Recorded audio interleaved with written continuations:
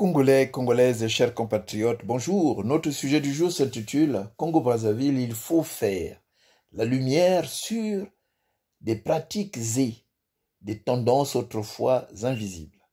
D'après les baromètres des données économiques, politiques et sociales, Sassou Deni et ses bandes du pouvoir et de l'opposition trompe-l'œil ne méritent plus d'être appelés en politique, élite ou dirigeants du Congo, mais ennemis publics de la nation congolaise.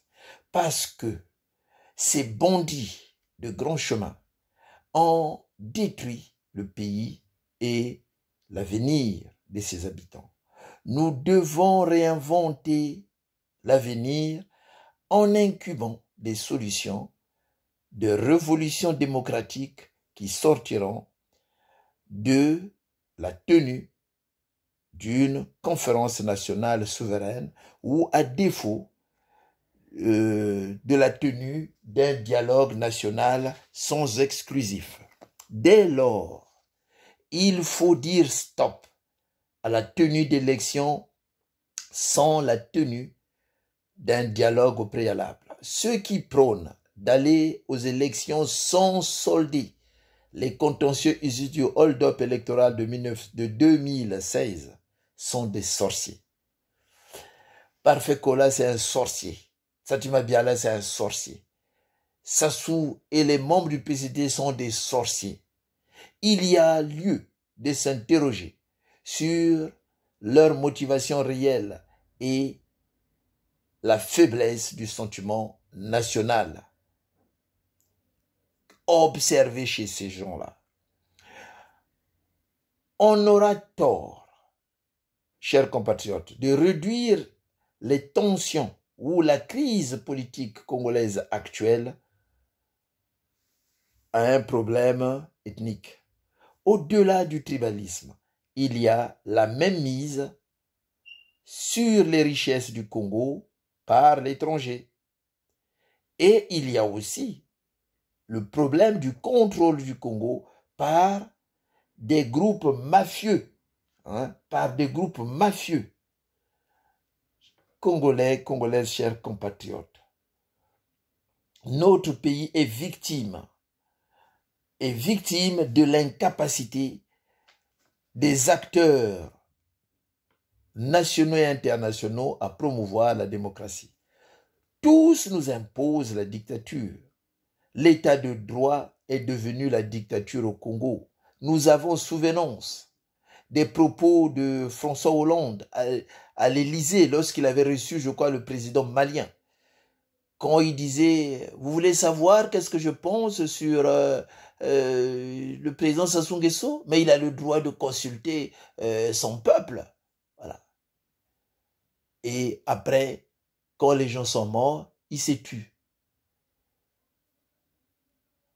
Nous assistons, chers compatriotes, à la démocratie formelle, en lieu et place de la démocratie réelle. On a mis des institutions, on a tout mis, comme dans un pays démocratique, mais la démocratie n'existe pas au Congo. Aujourd'hui, en dehors de la période de transition issue de la conférence nationale souveraine et du premier mandat de l'Issouba, nous vivons dans une dictature, il faut le dire, sans risque d'être incompris, je peux l'affirmer. Nous vivons dans une dictature. Tout ça, chers compatriotes, on nous ment, chers compatriotes. On nous ment, chers compatriotes, que c'est le tribalisme qui est la vraie cause de notre malheur. Certes, on a créé des milices, on a armé notre jeunesse, on a mis des chevaux de Troie militaires et politiques, par exemple dans le département du Poul. On exacerbe le tribalisme. Mais le vrai problème n'est pas le tribalisme. Tout ça, c'est pour détourner notre jeunesse des vraies causes à l'origine de notre malheur, c'est-à-dire le contrôle de notre pays par des groupes mafieux avec la complicité de leurs laquais congolais. C'est ça qui est en jeu, c'est ça qu'on cache à notre jeunesse. Et maintenant encore, ils veulent nous imposer des élections frauduleuses, taillées sur mesure, pour les dictateurs en poste ou pour son fils. Mais où sont passées les missions d'observation des élections passées et les rapports qu'ils ont publiés?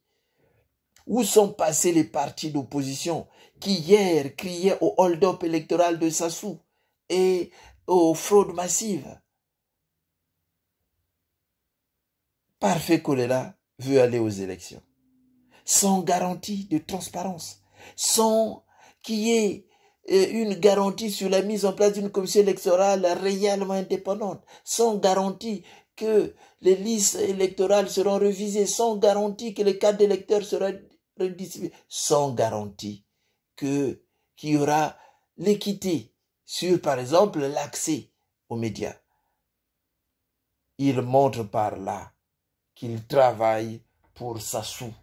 Oui, il faut le dire, qu'il travaille pour Sassou, comme Satima Biala, comme Ntumi, comme Mounari, comme Bowao, comme tous ces voyous du PCT, comme les Mathias Nzo. Quel cynisme de leur part. Ils veulent tous aider Sassou à mourir au pouvoir en trompant le peuple à participer à des élections qui leur serviront de caution pour gagner des millions. Et oui, Sassou le dit à qui veut l'entendre. Si tu m'aides à manipuler le peuple, si tu m'aides à me maintenir au pouvoir, je te donne tout ce que tu veux. La politique au Congo, c'est un fonds de commerce. La politique au Congo, c'est devenu le jeu de qui veut gagner les millions. C'est ça. Parce que, après plusieurs décennies de pouvoir, Sassou cumule à des degrés divers les ressources financières, le contrôle de l'armée, de la police, donc la surveillance de l'opposition. Sassou il contrôle aussi les médias et a une influence déterminante dans les milieux des affaires dépendant du marché public. Si tu as une entreprise qui travaille avec l'État, tu vas avoir des marchés, faut que tu te couches.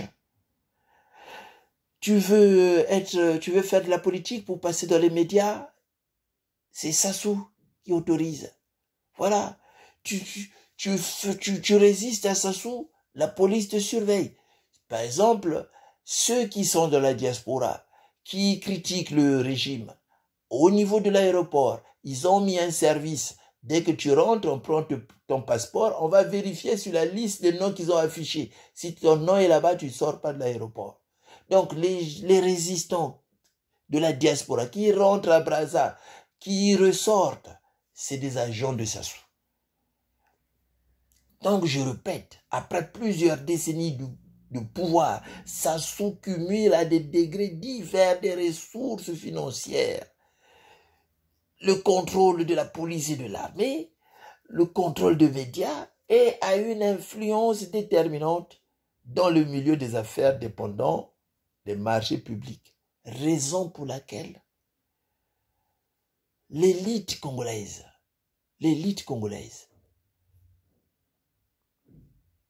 raison pour laquelle beaucoup des Congolais, mes chers compatriotes, sont prêts à vendre père et mère,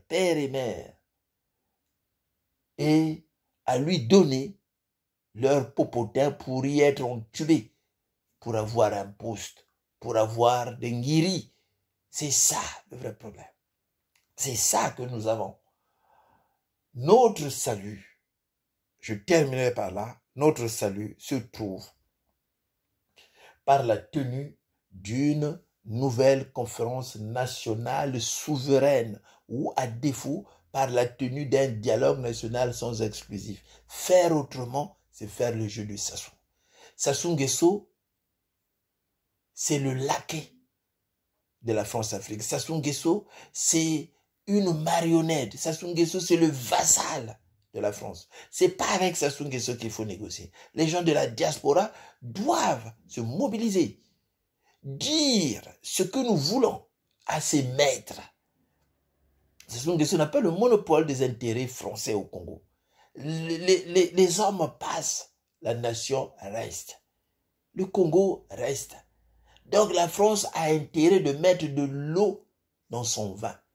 Parce que Sassou Nguesso est au soir de sa vie. Vous pouvez retarder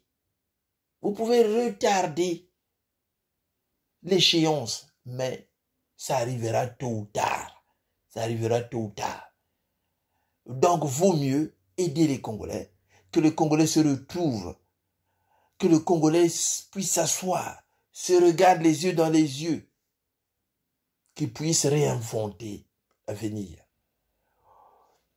Notre salut se trouve par la tenue de la conférence nationale souveraine ou, à défaut, par la tenue d'un dialogue national sans excès. Faire autrement, c'est faire le jeu de Sassou et de la France-Afrique. Mais la France-Afrique pourra retarder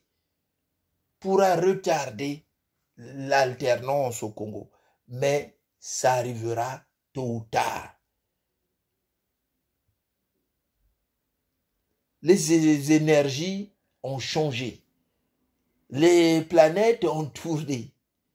Disons que l'air a changé. On est passé de l'ère de poisson à l'ère de verseau. Donc aujourd'hui, toutes les conditions sont réunies pour aider les Congolais à s'asseoir, à réinventer l'avenir. Personne ne menace leurs intérêts. Mais empêcher cela, maintenir le statu quo,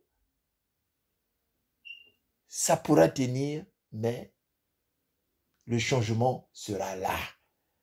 Le changement arrivera.